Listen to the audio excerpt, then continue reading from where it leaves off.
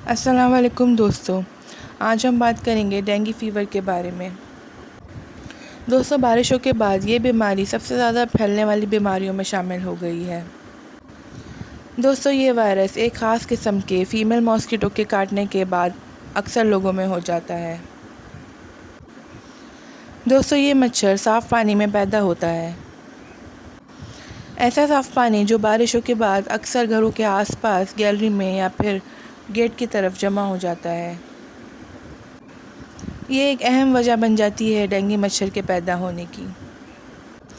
इसके अलावा आपके घर के खुले हुए टैंक्स या खुली हुई बाल्टियों या डब्बों में स्टोर किया पानी, ये भी कुछ अहम वजूहात हैं डेंगू मच्छर के पैदा होने की। दोस्तों, अब सवाल ये है कि आपको जो मच्छर के काटने के बाद बुखार हुआ है वो डेंगू है या मलेरिया, ये हम कैसे पता करेंगे?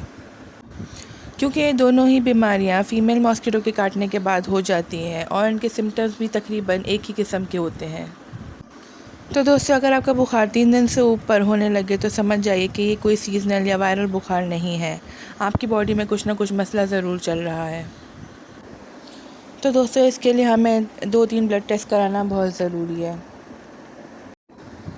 तो दोस्तों, सबसे पहले तो MP यानी कि मलेरिया पैरासाइट टेस्ट और उसके साथ साथ डेंगू NS1 एंटीजन टेस्ट और उसके साथ साथ CBC यानी कि कंप्लीट ब्लड काउंट टेस्ट, ये तीनों टेस्ट कराना बहुत ज़रूरी है, ताकि ये बात क्लियर हो जाए कि आपको जो बुखार चढ़ रहा है आया वो मलेरिया है या डेंगू। ये बात वाज़े तौर पे सामने आ जाएगी। दोस्तों, CBC टेस्ट इसलिए ज़रूरी है ताकि हमें पता चल सके कि हमारे अंदर जो इन्फेक्शन चल रहा है उसकी क्या नौइयत है। हमारे वाइट ब्लड सेल्स और प्लेटलेट्स किस हद तक कम होते जा रहे हैं। दोस्तों, वाइट ब्लड सेल्स हमारे जिस्म में इन्फेक्शन से लड़ने के लिए मदद करते हैं, जबकि प्लेटलेट्स हमारे ब्लड को क्लॉट करने में मदद करता है। तो दोस्तों, अगर जो आपको मलेरिया है तो आप दवाओं की मदद से जल्दी सेहतयाब हो सकते हैं, जैसे कि विब्रामाइसिन हो गई, मेलारॉन हो गई।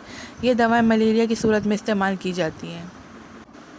लेकिन दोस्तों, अगर आपको डेंगू फ़ीवर हो गया है तो फिर ये एक वायरल फ़ीवर है, इसकी कोई मेडिसिन नहीं है, इसकी सिर्फ एहतियात ही मेडिसिन है। लेकिन दोस्तों, मलेरिया हो या डेंगू, इन दोनों ही सूरत हाल में आपको फ़ौरी डॉक्टर को दिखाना लाजमी है। दोस्तों, डेंगू में आपके प्लेटलेट्स तेज़ी से गिरना शुरू हो जाते हैं, तो दोस्तों इसको रोकने के लिए पपीते के ताज़े निकले हुए पत्तों को सिल पे या फिर मशीन में ग्राइंडर में अच्छी तरह से पेस्ट बना लें। उसके बाद छन्नी से छान के इसको एक कटोरे में निकाल लें और दिन में 3 से 4 दफ़ा दवा के तौर पर पीने से आपके तेज़ी से प्लेटलेट काउंट बढ़ जाएगा। दोस्तों, ये रस क्योंकि बहुत ज़्यादा कड़वा होता है, तो अगर आप इसमें थोड़ा सा शहद मिला के इस्तेमाल कर लें तो इसका कड़वापन भी दूर हो जाएगा और शहद भी बहुत ज़्यादा फ़ायदेमंद रहेगा। दोस्तों, ये पपीते के पत्तों के अलावा सेब के जूस के अंदर अगर हम नींबू का रस शामिल करके दिन में 2 बार पिएं तो इससे भी आपका प्लेटलेट काउंट तेज़ी से बढ़ने लगता है, क्योंकि सेब में मौजूद आयरन और नींबू में मौजूद विटामिन C आपका खून बनाता है और प्लेटलेट काउंट बढ़ा देता है। दोस्तों, जैसे कैल्शियम विटामिन D के साथ काम करता है, इसी तरह से आयरन विटामिन C के साथ मिलकर ताज़ा खून बनाने में मदद करता है।